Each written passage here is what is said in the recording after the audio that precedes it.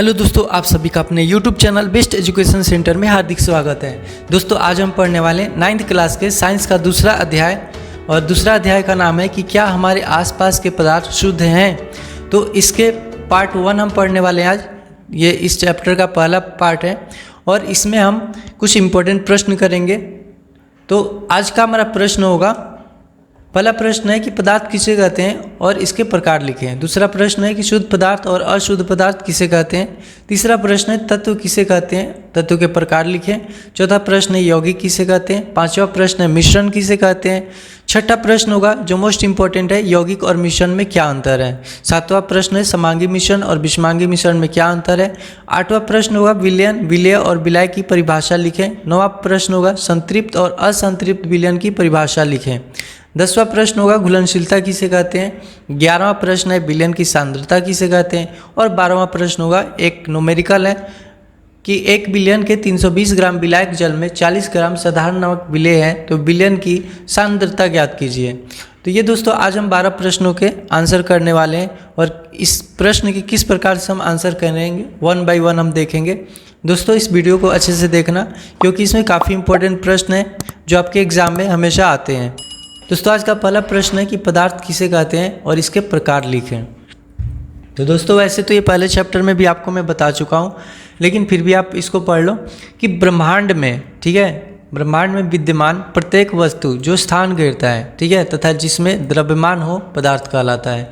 यानी दुनिया की सारी वस्तुएं जो आपके आसपास जो भी वस्तुएं दिखती हैं जो स्थान घेरे जिसमें द्रव्यमान हो तो क्या कहलाते हैं, पदार्थ। या इसको आप ऐसे भी कह सकते हो कि पदार्थ एक प्रकार का द्रव्य है, द्रव्य, ठीक है, ध्यान रखना ये द्रव्य लिखा है। द्रव और द्रव्य में फर्क होता है। द्रव मतलब वस्तु होता है, जबकि द्रव का मतलब लिक्विड यानी कि पानी जैसे हो गया, ठीक है।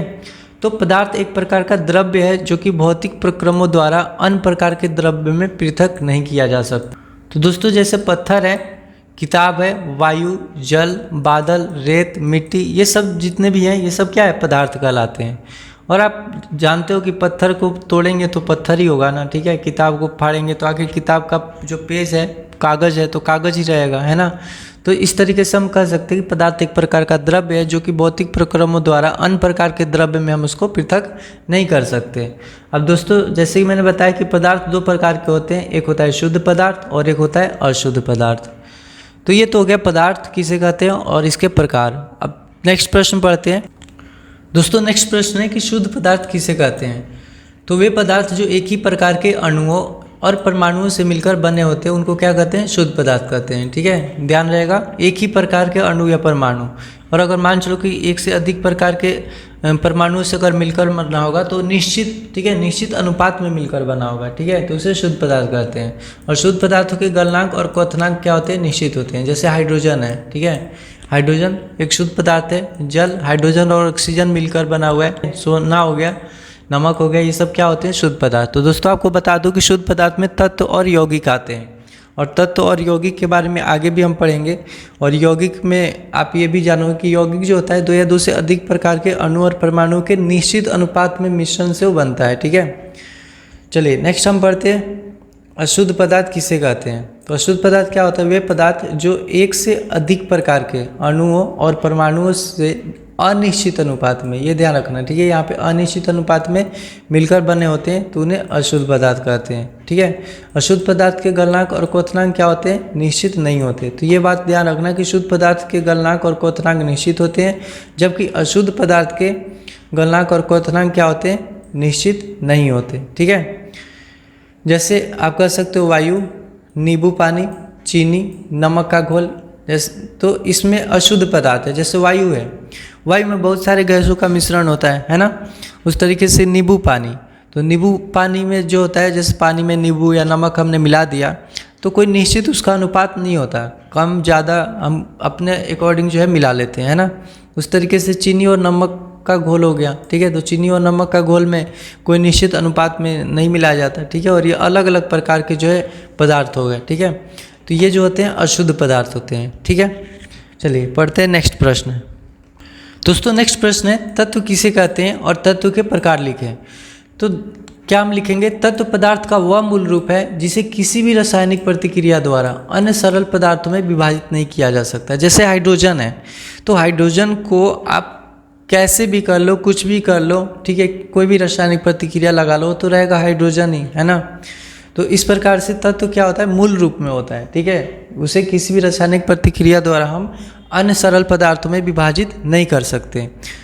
आगे याद रखना है आपको कि अब तक 118 तत्व ज्ञात हो चुके हैं, जिनमें से 92 क्या होते हैं, तत्व प्राकृतिक होते हैं। ये मोस्ट इंपॉर्टेंट है, आपके कंपटीशन के एग्जाम की जब तैयारी करोगे तो उसमें भी इम्पोर्टेंट आता है, या फिर आपके ऑब्जेक्टिव में जो है 9th क्लास में आ सकता है कि टोटल कितने ऐसे तत्व हैं जो कि प्राकृतिक अवस्था में पाए जाते हैं, यानी प्राकृतिक द्वारा जो है दिया गया है। तो टोटल 92 तत्व है जो कि प्राकृतिक है, और बाकी जो शेष है वो क्या है, मानव निर्मित, ठीक है, यानी कि इंसानों ने उसको तैयार किया है।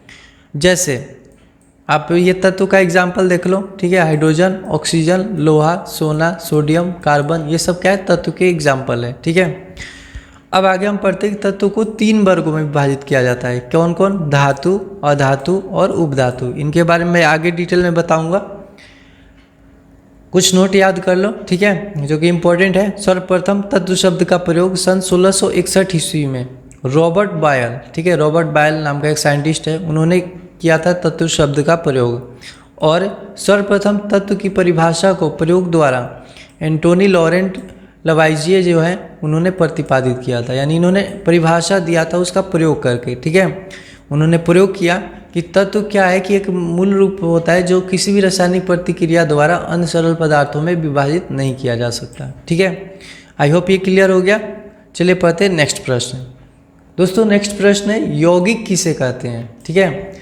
तो 2 या 2 से अधिक तत्वों के निश्चित अनुपात में, ठीक है, ये ध्यान रखना, 2 या 2 से अधिक तत्वों के निश्चित अनुपात में रासायनिक तौर पर संयोजन से यौगिक का निर्माण होता है। यानी कि जब हम 2 या 2 से अधिक तत्वों को निश्चित अनुपात में रासायनिक प्रक्रिया द्वारा हम मिलाते हैं, संयोजन करते हैं, तो क्या होता है, यौगिक का निर्माण होता है। जैसे आप देख सकते हो कि हाइड्रोजन और ऑक्सीजन, ठीक है, हाइड्रोजन के 2 परमाणु और ऑक्सीजन के 1, ठीक है, मिलकर क्या होता है, जल का निर्माण करता है। उस तरीके से सोडियम 1 और क्लोरीन 1 परमाणु मिलकर सोडियम क्लोराइड का निर्माण कर लिया। कार्बन का 1 परमाणु ऑक्सीजन के 2 परमाणु से मिलकर कार्बन डाइऑक्साइड का निर्माण कर लिया। तो इस प्रकार से क्या है, एक निश्चित अनुपात में ये जो है पदार्थ का निर्माण करेगा, ठीक है। जो जब निश्चित अनुपात में 2 या 2 से अधिक तत्व मिलते हैं और उनके संयोजन से जो पदार्थ बनता है वो क्या कहलाता है, यौगिक, ठीक है। चलिए नेक्स्ट पढ़ते हैं, मिश्रण किसे कहते हैं, ठीक है। तो 2 या 2 से अधिक तत्वों या यौगिकों के अनिश्चित अनुपात, यहाँ पे ध्यान रखना, ये निश्चित अनुपात रहेगा और यहाँ पे अनिश्चित अनुपात, ये याद रहेगा। तो 2 या 2 से अधिक तत्वों या यौगिकों के अनिश्चित अनुपात में संयोजन से मिश्रण का निर्माण होता है, ठीक है। जैसे आप देख सकते हो वायु, तो वायु में देखो hydrogen, oxygen, nitrogen, carbon dioxide, argon और बहुत सारे गैस हैं जो मिश्रित होते हैं और उनका कोई फिक्स अनुपात नहीं होता है ना। और जैसे मैंने पीछे बताया, नींबू पानी, चीनी, नमक का घोल, ये सब क्या होते हैं, ये हम अपने अकॉर्डिंग उसको नींबू पानी में नमक या जैसे हम चीनी और नमक का घोल मिलाते हैं तो उसमें हम अपने अनुसार जो है चीनी या नमक का प्रयोग करते हैं, ठीक है। तो यहाँ पे कोई निश्चित अनुपात नहीं होता, ठीक है, और उसमें कोई नया पदार्थ नहीं बनता। तो हम यौगिक और मिश्रण के अंतर के बारे में नेक्स्ट प्रश्न में पढ़ते हैं, क्योंकि वो बहुत इंपॉर्टेंट प्रश्न है। तो चलिए नेक्स्ट प्रश्न देखते हैं। नेक्स्ट प्रश्न है कि यौगिक और मिश्रण में क्या अंतर है। मोस्ट इम्पॉर्टेंट है ये दोस्तों, ठीक है, ये आपका जो है मोस्ट इम्पॉर्टेंट है, तो इसको जो है अच्छे से तैयारी कर लेना। तो प्रश्न अगर आता है कि यौगिक और मिश्रण में क्या अंतर है, तो आप जो है इस तरीके से टेबल बना के लिख सकते हो। यौगिक में लिखोगे जैसे अभी परिभाषा मैंने बताया, तो एक तो परिभाषा अंतर हो जाएगा क्या कि 2 या 2 से अधिक तत्वों के निश्चित अनुपात में रासायनिक तौर पर संयोजन से यौगिक का निर्माण होता है, जबकि 2 या 2 से अधिक तत्वों या यौगिकों के अनिश्चित अनुपात में संयोजन से मिश्रण का निर्माण होता है। और आप एग्जाम्पल लिख लेना, इधर जल लिख लेना, sodium chloride, carbon dioxide, sulphuric अम्ल, जबकि इधर वायु, नींबू पानी, चीनी और नमक का घोल, ठीक है। दूसरा अंतर क्या लिखोगे, इसमें एक नए पदार्थ का निर्माण होता है। देख सकते हो आप, हाइड्रोजन क्या है, एक गैस है, और ऑक्सीजन भी एक गैस है। हाइड्रोजन और ऑक्सीजन को एक निश्चित अनुपात में मिलाया गया तो क्या बन गया, जल बन गया। और जल क्या है, ये गैसीय अवस्था नहीं होता, ये तो लिक्विड होता है ना, द्रव अवस्था है। तो देखो हमने क्या किया कि हाइड्रोजन और ऑक्सीजन से हमने जल का निर्माण कर दिया, तो एक नया पदार्थ का निर्माण हुआ ना, है ना, जबकि इसमें कोई नया पदार्थ नहीं बनता। मान चलो कि हम पानी में नमक का घोल मिलाते हैं तो पानी ही रहेगा, है ना, और नमक नमक ही रहेगा, तो इसमें कोई नया पदार्थ का निर्माण नहीं होता। ये ध्यान रखना, मिश्रण में कोई नया पदार्थ का निर्माण नहीं होता, जबकि यौगिक में एक नए पदार्थ का निर्माण होता है। तीसरा आप लिखोगे कि नए पदार्थ के गुणधर्म पूरी तरह से भिन्न होते हैं। अभी जैसे बताया कि हाइड्रोजन और ऑक्सीजन क्या होते हैं, गैस होते हैं, जबकि जब ये मिल जाता है तो क्या हो जाता है, ये जल का निर्माण होता है, और जो जल होता है वो द्रव अवस्था में होता है। उस तरीके से यहाँ पर जो है सोडियम और क्लोरीन मिलाकर जो है सोडियम क्लोराइड बन जाता है। तो इसमें इनके जो गुण धर्म है बिल्कुल अलग होते हैं, क्योंकि सोडियम एक तत्व है, क्लोरीन भी एक तत्व है, ये धातु है और ये अधातु है, और दोनों मिलकर क्या हो जाते हैं, एक उदासीन हो जाते हैं, ठीक है, और लवण का निर्माण करते हैं, ठीक है। तो इस तरीके से इनका भी गुणधर्म बिल्कुल अलग है, जबकि इनमें जो है जो भी घटक उसमें मौजूद होते हैं मिश्रण में, उनके गुणधर्म दर्शाते हैं। जैसे मान चलो कि अगर पानी में आप नमक डालोगे तो नमक का टेस्ट आएगा, है ना, और पानी में चीनी डालोगे तो चीनी का टेस्ट आएगा, यानी कि उनके गुणधर्म दर्शाते हैं। चौथा आप अंतर लिखोगे, इसके घटकों को केवल रासायनिक या विद्युत, ठीक है, रासायनिक प्रक्रिया द्वारा ही पृथक किया जा सकता है, यानी कि आप इसको या तो रासायनिक प्रक्रिया द्वारा या विद्युत रासायनिक प्रक्रिया द्वारा ही अलग कर सकते हो। यानी कि हाइड्रोजन और ऑक्सीजन, जैसे जल से जो है हाइड्रोजन ऑक्सीजन को अलग करना है तो हम कोई रासायनिक प्रक्रिया द्वारा ही अलग कर सकते हैं, जबकि इसमें क्या होता है, घटकों को भौतिक विधि द्वारा भी पृथक किया जा सकता है। जैसे मान लो दूध से क्रीम पृथक करते हैं, है ना। तो मिश्रण में और भी बहुत सारी चीज़ें पढ़ो, काफ़ी इंपॉर्टेंट चीज़ें, तो आगे हम पढ़ेंगे इसके बारे में, ठीक है। तो चलिए पढ़ते हैं नेक्स्ट प्रश्न। दोस्तों नेक्स्ट प्रश्न पढ़ने वाले हैं कि समांगी मिश्रण और विषमांगी मिश्रण में क्या अंतर है। तो आपको मैं बता दूं कि मिश्रण दो प्रकार का होता है, एक समांगी मिश्रण और एक विषमांगी मिश्रण। तो अगर इसका अंतर आता है तो आप इस प्रकार से लिखोगे, या परिभाषा आता है तो ये जो पहला वाला पॉइंट है उसको आप लिख सकते हो, ठीक है, समांगी और विषमांगी मिश्रण में।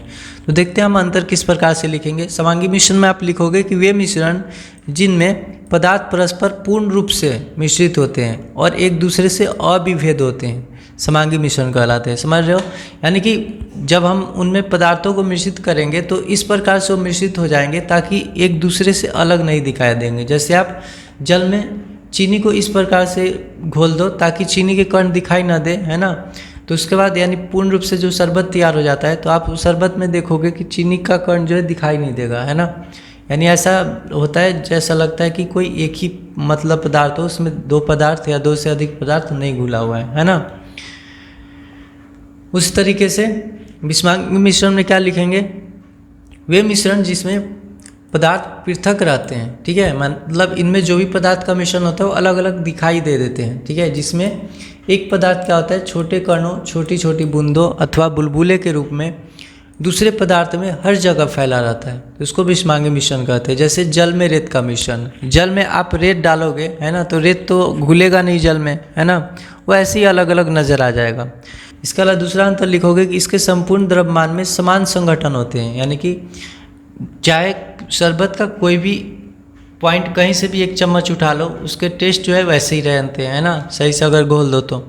जबकि इसके संपूर्ण द्रव्यमान में समान संगठन नहीं होते। जैसे मान लो कि जल में हम रेत डाल देते हैं तो रेत भारी रेत होने के कारण क्या होता है, ठीक है, जिस बर्तन में आपने जल को रखा हुआ है उसमें अगर रेत मिश्रित करते हो तो रेत क्या होता है, नीचे जाके बैठ जाता है, तो वहाँ पे जो है रेत का मोटी लेयर प्राप्त हो जाती है ना, जबकि जल के ऊपर वाले लेयर में जो है रेत की मात्रा कम पाई जाती है ना। तो इस प्रकार से आप कह सकते हो कि इसमें समान संगठन नहीं होते और इसमें समान संगठन होते हैं। तीसरा आप लिखोगे कि इसमें मिश्रण के विभिन्न अवयवों के बीच में स्पष्ट पृथक्करण सीमाएं नहीं होती, ठीक है, यानी कि इसमें जो है अलग अलग दिखेगा ही नहीं, तो उसमें सीमाएं तो हम देख ही नहीं पाएंगे, है ना। लेकिन इसमें क्या होता है कि हम स्पष्ट जो है पृथक्करण सीमाएं देख सकते हैं। उदाहरण है यहाँ पर नमक और जल का मिश्रण, और यहाँ पर जल और रेत का मिश्रण या तेल और जल का मिश्रण। आप जल में अगर तेल डालते हो तो देखते हो तेल बिल्कुल पृथक दिखाई देता है। तो इस प्रकार से आप समांगी मिश्रण और विषमांगी मिश्रण को आई होप कि बिल्कुल अच्छे से समझ गए होंगे, है ना। दोस्तों नेक्स्ट प्रश्न है कि विलयन, विलेय और विलाय की परिभाषा लिखें। तो आप क्या लिखोगे, विलयन क्या होता है, दो या दो से अधिक पदार्थों के समांगी मिश्रण को विलयन कहा जाता है, ठीक है, यानी कि जब हम दो या दो से अधिक पदार्थों को समांगी मिश्रण में जो अभी हमने पढ़ा है इस प्रकार से घोलेंगे ताकि एक दूसरे से जो है अलग ना दिखाई दे, तो इस प्रकार के जो है मिश्रण को हम क्या कहेंगे, विलयन कहेंगे। जैसे नींबू जल, नींबू और जल का मिश्रण जो होता है विलयन होता है। सोडा जल आयोडीन और अल्कोहल का विलयन है ना, जिसको हम टिंचर आयोडीन भी कहते हैं। ये भी ध्यान रखना। प्रश्न आ सकता है कि टिंचर आयोडीन में किन किन पदार्थों का मिश्रण होता है, तो आप बताना आयोडीन और अल्कोहल का। ये ऑब्जेक्टिव प्रश्न बन सकता है। तो ये तो हो गया विलयन। यानी विलयन में क्या होता है कि जितने भी हम पदार्थों को मिलाकर समांगी मिश्रण में जो तैयार करते हैं पदार्थ, उसको हम विलयन कहते हैं। और विलय क्या होता है, विलयन का वह घटक जो कि विलायक में घुला होता है। ठीक है, तो यहाँ पे ध्यान दो, एक विलय होता है और एक विलायक। तो विलय पदार्थ होता है जो विलायक में घुला होता है, जबकि विलायक पदार्थ होता है जो विलय को घुलाता है। ठीक है, एक दूसरे के विपरीत है। तो विलय क्या होता है, विलयन का वह घटक जो विलायक में घुला होता है उसे विलय कहते हैं। जैसे मान चलो कि आप चीनी और जल के विलयन में चीनी को क्या कहोगे, विलय, क्योंकि जल में चीनी क्या होता है, घुलता है। तो जो घुलता है वो विलय होता है और जो घुलाता है वो विलायक होता है। जैसे जल क्या करेगा, चीनी को घुलाएगा, तो विलायक कहलाएगा। तो यहाँ पे देख सकते हो विलयन का वह घटक जो दूसरे घटक को विलयन में मिलाता है या घुलाता है, तो उसे हम क्या कहेंगे, विलायक। जैसे चीनी और जल के विलयन में जल क्या है, विलायक है। आप यहाँ समझ सकते हो कि विलयन में क्या होता है, एक विलय होता है और एक विलायक होता है।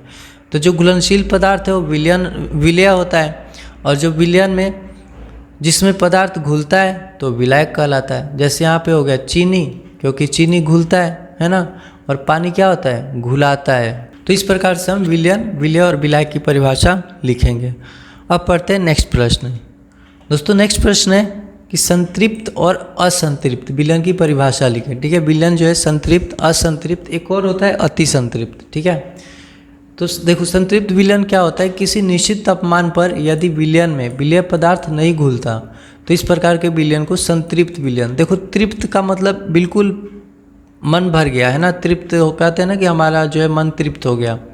तो इसमें भी वही है कि अगर विलयन में हम किसी विलय पदार्थों को घोलते हैं, जैसे मान लो कि हम जल में चीनी को घोलेंगे, तो एक टाइम ऐसा आएगा कि अब और चीनी जो है नहीं घुल पाएगा। ठीक है, तो इस प्रकार से हम कह सकते हैं कि किसी निश्चित तापमान पर यदि विलयन में विलय पदार्थ नहीं घुलता तो इस प्रकार के विलयन को हम क्या कहेंगे, संतृप्त विलयन। और असंतृप्त विलयन किसे कहते हैं, किसी निश्चित तापमान पर यदि विलयन में विलय पदार्थ की मात्रा संतृप्तता से कम हो, यानी कि उसमें और घुलाया जा सकता है, तो इस प्रकार के विलयन को असंतृप्त विलयन कहते हैं। यानी कि इसमें तृप्ति नहीं हुई। ठीक है, उस विलयन में तृप्ति नहीं हो पाई, जबकि ये पूर्ण रूप से तृप्त है। समझ गए ना। चलिए नेक्स्ट प्रश्न है, घुलनशीलता किसे कहते हैं। तो दोस्तों विलय पदार्थ की वह मात्रा जो निश्चित तापमान पर संतृप्त विलयन में उपस्थित हो तो उसकी घुलनशीलता कहलाती है ना।